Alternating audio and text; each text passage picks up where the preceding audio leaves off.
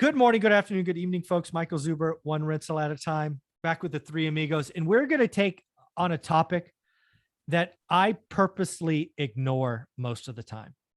I get questions around, hey, I'm an owner. I'm trying to buy. I can't buy anything. What should I do? Prices are up. Should I buy now? I can't wait. I'm nervous. I'm scared. And frankly, my rational brain, who is very numbers and average and yield and cash on cash based, doesn't translate well to owner occupants. But I trust the three amigos, the three of us will have at least halfway decent advice and ideas for that owner occupant. So I will set them up in a minute, but let's welcome the guys. Let's welcome Matt first. Good afternoon. Yeah, you're really excited about this topic. Got an idea. It's a good one. There you go. And Dion, how are you? Howdy, I'm doing great. And to be fair, when we first logged in today, Matt had work face going on. So yeah, I'm impressed that he was that excited. Yeah, exactly. This is actually like a 7. He came on at a 2. So let's all have scale and scope here. So let me set it up, because again, I get these comments daily now. Mm-hmm. Hey, I'm looking to buy a home, owner occupant. It's me and my family, right? Husband, wife, kids. We're first-time homeowners. We have the down payment. We have the credit, but we can't find anything. We've made 8 offers and we can't buy. Oh, by the way, the interest rate has gotten away from us, and I'm not sure if we can qualify anymore. Is a crash coming? You have any good news for us? What should we do? What should we do? I want a home. I'm tired of renting. My landlord just raised rents. It's a story I hear too often. So I wanted to see if we can tackle it and give these individuals any hope or some ideas. Dion, I'll give you the first shot at kind of either asking me some questions or having a heart-to-heart with the audience. So in about a week, it's the 13th or 14th, I have a keynote speech at the Northwest Action Summit in Portland, Oregon, where there's going to be a bunch of great speakers. There's some people I've actually interacted with, but never met before, so I get to meet in person. And my keynote is going to be on how to get started. And it's going to cover the whole, from start to once you're an investor with several properties. But the first 3 steps for almost everybody are the same, no matter what market we're in. Doesn't matter what prices are, what interest rates are, what your personal situation is. So these are things you can be doing while you do go through the other suggestions that we have in this video. But the first thing is learning how to save. And that comes from a couple of things. How do you increase your income? That's the one most people forget. They think, oh, I'm going to cut the cable. Well, what if you got a side hustle? And then when you do avoid life creep and get rid of things that you don't need, I suggest house hacking. Mm-hmm. And if you're in a market where you just can't buy and you can't qualify and you can't house hack, there are versions of house hacking that don't require you to buy a house. Mm-hmm. Most people, when we lived, and Todd Baldwin says this great, or Michael Zuber says this great, live like a student. Yeah. When you were a college student, you had roommates. You have sections of your house. If you're renting, maybe you can, maybe not sublet, but you can have roommates in most situations. And reducing or eliminating your housing expense, which for most of us is that biggest expense, contributes the most to our savings rate. Yeah, that's Todd Baldwin all the way. Let's give credit where credit's due, but go ahead. Okay. All right. So that's my first one. All right. Matt, what about you? What do you got? Give up, make way for us investors. Oh, stop it. Well, I have everyone's attention now. Yes, you do. Right? They just threw the phone on the ground and now they got to go buy another phone. Yep. Their phone can look like my phone. I'll bust it up. 3 days old. I love it. Yeah. I mean, I think in all honesty, what people, really need to understand is needs versus wants. Yeah. Do you really, really, really need a house right now? Yeah. Do you really need one right now? Because no one has a crystal ball. No one knows what's going to happen in the next year or two. Yeah. But I know some people that are renting at $1,600 a month that are ready to buy a house. Their mortgage is going to be $2,200 or $2,300 based on the range that they're looking at. Yeah. So they're going to be taking on another $700 or $800 a month in expenses. And the little dirty secret that no one tells you, there's no landlord coming to pick up after you. Yeah, exactly. There's probably another $2,000 at least a year in just surprise expenses. Exactly. Yeah. Leaky pipe, leaky toilet, whatever. Yeah. So I think it's really recognized that it really is a need and not just a want. Mm-hmm. And if it is just a really intense want, like Dion said, find a way to stack more cash. Like there's nothing wrong with having more to come to the table, because I believe, based on what I have learned about builders, I'm not a builder myself, Mhm. but based on what I've learned about builders, is they make their money off the last 5% of a development, maybe 10% of Yeah, that. 5 to 10%. So there's going to be some developments closing with probably 6 or 7% money in the market. Mhm. That's going to be your mortgage. Yeah. My guess is they're, going to be ready to exit. Mhm. And you can probably get your best deal then and there. So for me, it's really, I want a Lamborghini. I will have a Lamborghini, but any jerk can walk into a Lamborghini store and buy a Lamborghini. I'm not that jerk. I'm a jerk. I'm not that jerk. Yeah. So I'm going to wait. Somebody's going to need to sell because their Tesla stock just went down $400 a share, Mhm. or their Google stock just crashed, or something along those lines. And they're going to need to sell. And I am going to take the opportunity. So to buy what I wanted on my own time frame for my own money, that I can then meet my need, my want, but I can do it in a way that doesn't keep me up at night because I'm cheap. Yeah. So I think that people need to take Dion's advice from a savings perspective and learn to make sure to create more cash right now, Mhm. and make sure that before they make that bounce to the I really want. I think there's some number like 27% of the people that bought a house in the last year regret buying a house. Oh, it's a frightening number. Yeah. It's a big, huge number. And it's because it's, again, professional snowflake melter right here. It's because a bunch of people didn't really understand what they were really truly getting into. Do more of that research, better educate yourself, because I think that there is a significant portion of people Mhm. that think that owning a house is the next thing they want to do. And it's probably not. Yeah. Yeah. What I would tell folks is pretty much what I'm telling investors.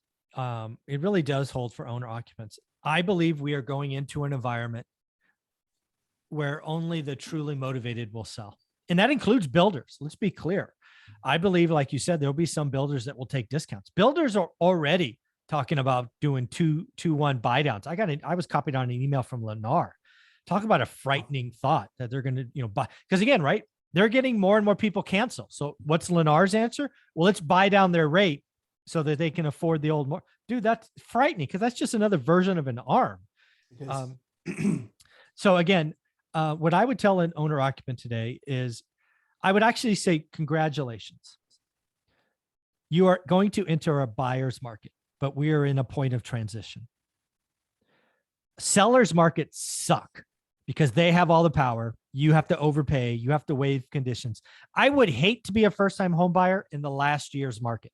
Overpaying, no inspections. You're taking all the risk. Yes. We are transitioning into a market where you can be a little pickier. You're going to have to write as many offers. You just are. But the good news is you can write better offers. Here's the deal. If you're an owner occupant today, and it may not, like if you're in Florida, this doesn't apply. If you're in the other 49 states, I think these things will eventually apply. And that is, you're going to start writing offers under asking. I personally will not write an offer at asking for the next several years. It will just not happen, because I don't need that deal. I need a great deal. And as an investor, I do have some luxuries. I'm not picky. Owner occupants, you have time frames and school districts. I get it. But do yourself a favor. Internalize the fact that your offers going forward are going to be better for you. Stop. And if you have an agent that's still telling you to pay $50K over in waive conditions, get a new agent, right? The market is changing. I put out a video yesterday and I mean it. The real estate industry and the mortgage industry, it's going to be a depression. It's all going to break and slow down. As a buyer, you are about to be the most important person. Selling isn't it. It was the last couple of years because there was, crazy demand. But in the environment we are going to, you are about to be the most important person. So start writing better offers is my answer. Flush your experience, get rid of it. The seller's market is over. Be smarter, be better. And if you don't know what that means, freaking A, spend $320, buy my course and go get your own damn buy box and start doing the work like you should. So that's what I tell them. Yeah, my agents, one of my agents, I talked to him today. I said, how many buyers do you have? He said 47.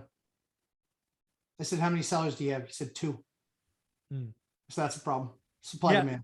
Supply demand. Now that's a problem, but would you rather be one of the 2 or rather be one of the 47? Exactly. Rather be one of the 2 for now. But Yeah, that's the thing is. So the good news is that 47, he's like, some people he said he did a spreadsheet because he's a great agent. He did a spreadsheet. He went back to his buyers and he said, this is what you were looking at before. This is based on the new rate, what you actually should be looking for now and what you qualify for. Nice. Great agent. The problem is that he's the bearer of horrible news. Yeah. $414,000. Now they can afford $313,000. Oh, Just based on 311 to 5.5 rates, Yeah, just of course. based on that. Yeah. So he's like, and then he's saying to them, median house in this market, in the market that you're looking at, is 440. You were close before. Now nowhere near. You're gonna have to change towns. You're gonna change it up or wait. And if waiting, there's no way to tell you what's going to happen if you wait. So this is what the market is right now in my area. And so you got 47 buyers and you got 2 sellers. So you got a 24 to 1 ratio. Yeah. Crazy. Matt touched on it there. The solution that I have is going to be the one that people don't want to hear. People are comfortable. Yeah. You have your job, you have your town. Mike has his barber, Matt has his doctor, you have your families in that area. But look at the trend. The last year, we're literally calling it the Great Resignation. Most of us have been staying in one job looking for that cost of living raise or maybe the promotion. But if you really want a wage increase, it's probably going to take changing companies. If you really want to get on the property ladder, it's probably going to take changing markets. And everybody says it's unaffordable here. Well, not everybody gets to choose where they want to live. I mean, think of it this way. Here's just to spitball the numbers. You live in Washington, California, Florida, anywhere, Texas, where the house is $200,000, $300,000, $500,000. You go to Gary, Indiana, where Millennial Mike invests. He bought a house for $18,000, put 20 grand into it. It's worth 60. So you buy a $60,000 house that's all fixed up. You live there for 2 or 3 years. You bank the money as a homeowner. We have the more ability now to work from a distance than ever before in time. There's a lot of companies are just letting you work from home. You can homeschool kids. You can work from a distance. School districts in different areas are great. I personally, I would have avoided large cities for school districts. And it seems like that's where people want to live. I'd rather my kids went to school in Gary, Indiana, which I know nothing about, than in Tacoma, Washington. Like, just as a comparison, I do know that city. You might have to move. You might have to figure out what it's going to take to live in a new area, but get on that property ladder. And I still go back to the, if you can house hack to do it that way. Yeah. But the other thing, there's Spencer Cornelia, who's a big YouTube guy, right? And he invests in Vegas. And what he looks for is 5 and 6 bedroom homes because he wants roommates. One of the crazy ideas in this environment is you may actually have to go bigger. One of the things that I think will be a surprise next year is the move-up market dies. What is a move-up market? It's newer stuff, bigger, newer stuff. Yep. Maybe if the delta is only 15% where it used to be 40%, maybe you get a slightly bigger home, but you plan to have a roommate. Maybe you can configure the house where there's an in suite where you kind of add a door and folks, get creative. Get creative. Go ahead. Dean. So it's funny you say that, Mike. I had a video come out today on a young lady who lives here in Florida that I just interviewed. 3 rental properties. Nice. Retired in her 30s. Awesome. 3, because she did that. She took single family houses, divided them up into separate living areas, house hacked the one that she's in, then moved to the next one. So with just 3 properties, she has no cost of living for the house. Lives in one of the, she called it like luxury house hacking because she's in one of the most desirable beach areas here in Florida. Awesome. And retired in her 30s with just 3. So that's a great option. You can do this. Think different. Just think different. It's right there for you. Do me a favor. Where can they find this video? Where can they find you, Dion? Right here on YouTube, Dion Talk Financial Freedom. And yourself, Matt? Lumberjack Landlord on YouTube and Instagram, and live streaming 11:30 a.m. on Eastern time. Awesome.